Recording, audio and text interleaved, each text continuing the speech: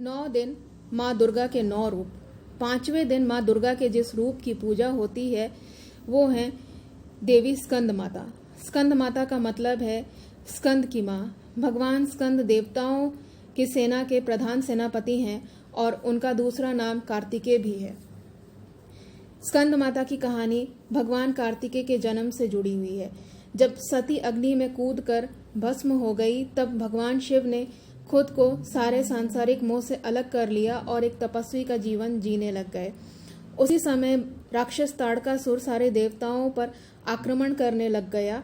ताड़कासुर को भगवान शिव का वरदान था कि उसको सिर्फ भगवान शिव का पुत्र ही मार सकता है।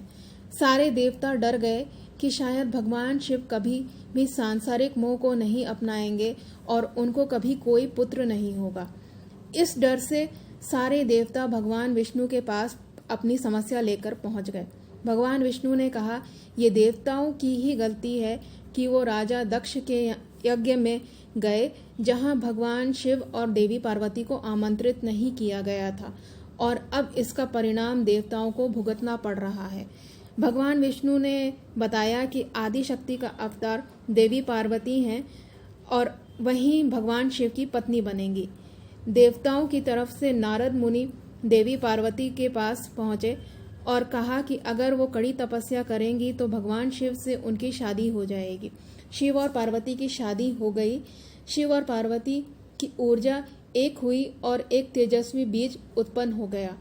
अग्निदेव को जिम्मेदारी दी गई उस बीज को तब तक संभालने की जब तक उसमें शिव और पार्वती का पुत्र नहीं पैदा होता।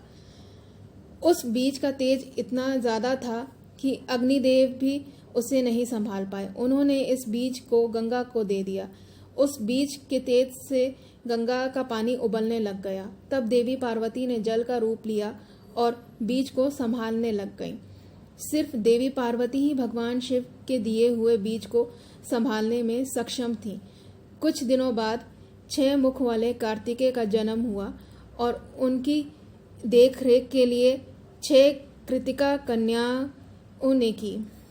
इस रूप में देवी स्कंद माता के एक हाथ में भगवान कार्तिकेय अर्थात स्कंद भगवान हैं और दोनों हाथों में माता ने कमल का फूल पकड़ा हुआ है और एक हाथ से वो भक्तों को आशीर्वाद दे रही हैं। इस रूप में जब माँ दुर्गा की पूजा करते हैं तब भगवान कार्तिकेय की भी पूजा होती है क्योंकि वो माता की गोद में बैठे हुए हैं। देवी स्कंद माता की कहानी में माँ और पुत्र के रिश्ते को बहुत खूबसूरती से दिखाया गया है। माँ अपने पुत्र की रक्षा करने के लिए हमेशा तैयार रहती हैं।